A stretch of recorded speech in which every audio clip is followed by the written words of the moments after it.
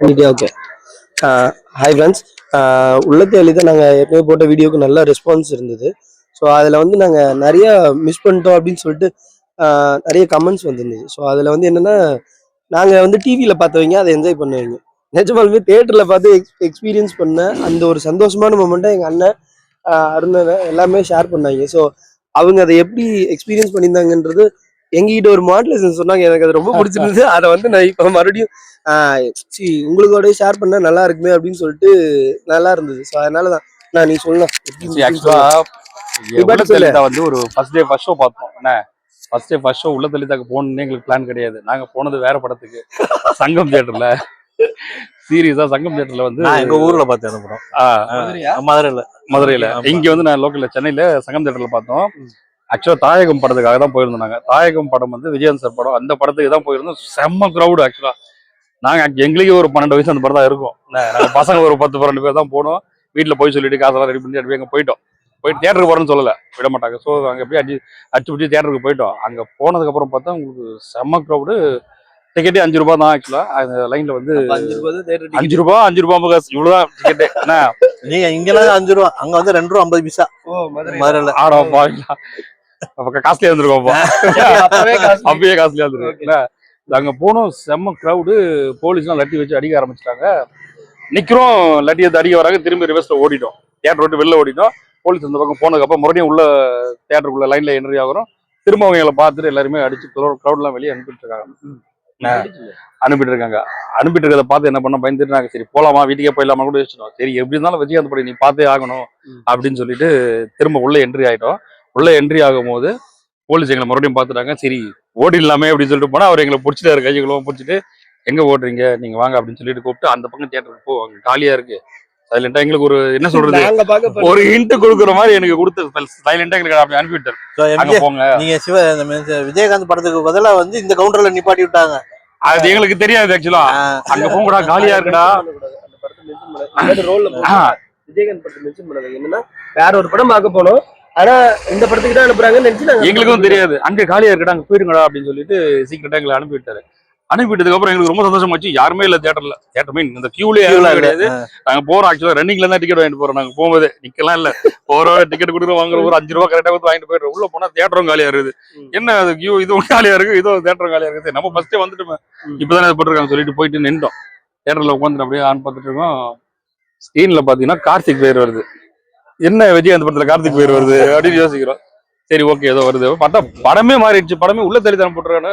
எல்லாருமே தள்ளக்க வச்சு போலீஸ்கார நம்ம ஏமாத்திட்டாரா அப்படின்னு சொல்லிட்டு திட்டிட்டு தாயகம். நாங்க பார்க்க போன படம் ஆக்சுவலா பாத்தீங்கன்னா தாயகம், விஜயகாந்த் சார் படம். அது செம கிரௌடுன்னு சொல்லிட்டு இந்த கவுண்டர்ல எங்களை அனுப்பிட்டாரு. இந்த கவுண்டர்லயே எனக்கு தாயகம் படம் சொல்லிட்டு தான் உள்ள போனோம். உள்ள பார்த்தா தாயகம் படம் இல்ல, உள்ள தள்ளித்தால உட்கார வச்சுட்டாங்க. அங்க போனதுக்கு அப்புறம் தான் எங்களுக்கு தெரியுது, என்னடா இது கார்த்திக் பேர் வருது, உள்ள தள்ளிதல் படம் போடுறாங்க, என்னடா தேவலாம வந்துடும் அப்படின்னு சொல்லிட்டு பார்த்தோம். ஆனா நம்ப மாட்டீங்க, அந்த ஃபர்ஸ்ட் சீன்ல இருந்து தியேட்டர் வந்து படம் முடிக்கிற வரைக்கும் எங்களுக்கு சிரிச்சு வயிறு வலிக்க ஆரம்பிச்சிச்சு. செம்ம ஃபன்னா இருந்தது படம். ஒரு கார்த்திக் வீட்டை விட்டு ஓடி வர சீனா இருக்கட்டும், அதுல வந்து கவுண்டமணி டிடிஆரை வந்து ஏமாத்துறது, அதே மாதிரி எல்லாத்தையும் முடிச்சுட்டு அந்த ஹோட்டல்ல தம்பி சொல்லியிருப்பான் வயிறு வலின்னு சொல்லிட்டு எஸ்கேப் ஆயிடுவான். அந்த இடத்துல 1 minute பிரதர் அப்படின்னு சொல்லிட்டு எஸ்கேப் ஆயிடுவான். ஆயிட்டு வீட்டுல போனா இவருக்கு முன்னாடி கார்த்திக் அங்க படுத்துட்டு இருப்பாரு. படுத்துட்டுல தண்ணி இதுல என்ன ஹைலைட் என்னன்னாக்கா, தண்ணி எடுத்து கவுண்டமணிக்கு கொடுப்பாரு. என்ன நம்ம வீட்டுல வந்து நமக்கே தண்ணி கவுண்டமணி ரூட்டெல்லாம் கரெக்டா கண்டுபிடிச்சு வந்துருக்கீங்களா பிரதர் அப்படின்னு கேட்பாரு. அப்புறம் இவர் 1/2 மணி நேரம் அனுப்ப முடியும், என் காசை கூட போற அப்படின்னு காசை கொடுத்த அவனு கூட இவர்கிட்ட கொடுக்குறது காசும் கிடையாது. அவனும் போற ஐடியாலும் இல்ல, வீட்டை விட்டு ஓடி வந்துட்டான். அப்ப என்ன பண்ணுவானு அது கவுண்டமணிக்கு ஒத்துக்காது. அவர் வந்து நேர்மையினாலே அவர் கொஞ்சம் அலைஞ்சு அந்த படத்துல. இவங்க எல்லாம் சேர்ந்து ஒரு ஃப்ராட் வேலை பண்ற மாதிரி அந்த வீட்டுக்குள்ள போயிடுவாங்க. வீட்டுக்கு போய் எனக்கு அதுல பிடிச்ச சீன் பாத்தீங்கன்னாக்கா கிட்னாப் சீன் இருக்கும்.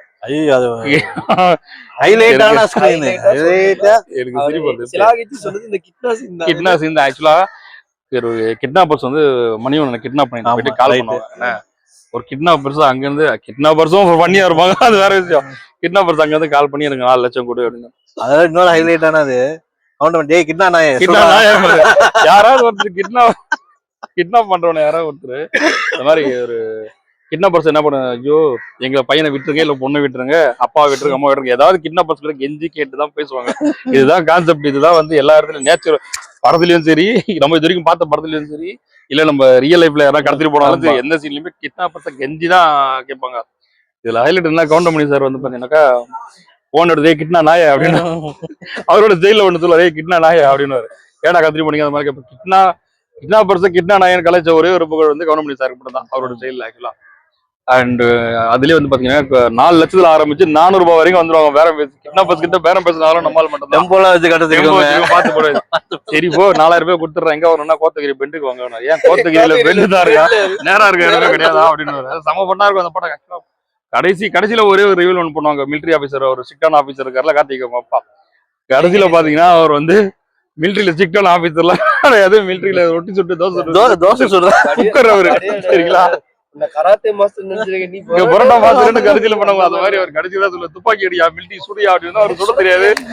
என்னையா சுட தெரியாதுன்னா, நான் இப்ப மிலிட்டரியில நீ சப்பாத்தி சுட்டியானு, ஆமாயா உனக்கு எப்படியா தெரியும் அப்படின்னு பாரு எல்லாம் பண்ணாதான் சீன்லாம். ஃபர்ஸ்ட் சீன்ல இருந்து படம் முடிகிற வரைக்கும் செம்மையா ஃபுல்லா ஃபன்ஃபுல்லா இருந்தது, செம்மையா என்ஜாய் பண்ணோம். அண்ட் அந்த படம் பாத்தீங்கன்னாக்கா massive hit. 275 days I think 275 நாள் ஓடின படம்.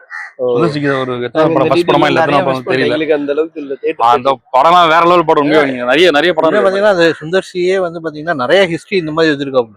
ஏகப்பட்ட படங்கள் வந்து நிறைய நாள் ஓடின படங்கள் வந்து இது எத்தனை படம் தெரியல அவருக்கு. எனக்கு அப்ப சுந்தர்சி 2வது படமா, சுந்தர்சி யாரும் தெரியாது, கார்த்திக் மட்டும் தான் தெரியும், கொண்ட முடியாது தெரியும், அவ்வளவுதான். வந்து முறைமாமன் அதுக்கப்புறம் இது அதுல இருந்து ஒரு படத்தை தொடர்ந்து பார்த்துட்டு இருக்கேன். சுந்தர்சி சார் படத்தை இது வரைக்கும் பார்த்துட்டு இருக்கேன். இந்த காம்போ வந்து ஆக்சுவலா பாத்தீங்கன்னா சக்சஸ்ஃபுல் காம்போ தான். இதெல்லாம் நீங்களும் பாருங்க, பார்த்து என்ஜாய் பண்ணுங்க. யூடியூப்ல இருக்கு. தேங்க்யூ.